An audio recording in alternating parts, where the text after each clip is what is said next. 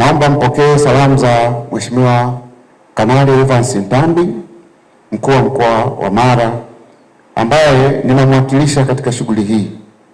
Anawapongeza wanahabari wote kwa kuadhimisha siku hii kimkoa, na pia anatambua mchango wenu kama wadau wa maendeleo kwa mkoa wetu wa Mara na taifa kwa ujumla.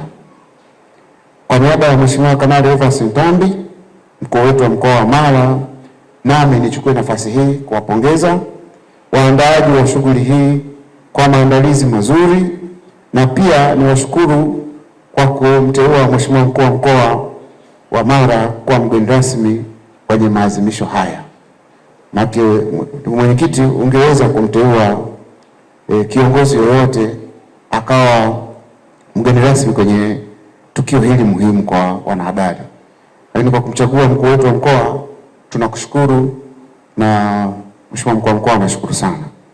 Ndugu wanahabari, siku ya uhuru wa vyombo vya habari duniani huadhimishwa tarehe 3 Mei ya kila mwaka, ikiwa ni utekelezaji wa azimio la kikao cha shirika la Umoja wa Mataifa la elimu, sayansi na utamaduni ambalo lilitolewa mwaka 1991 ambalo lilifanyika huko Namibia na kuanza kuadhimishwa rasmi kuanzia mwaka 1993.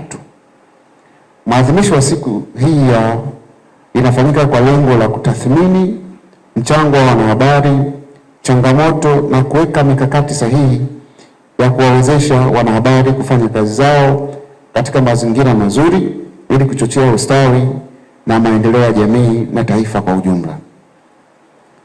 Ndugu mwenyekiti na ndugu waandishi wa habari, kauli mbiu ya siku ya uhuru wa vyombo vya habari mwaka huu ni kujenga mustakabali wa amani na kukuza uhuru wa vyombo vya habari kwa ajili ya haki za binadamu, maendeleo na usalama.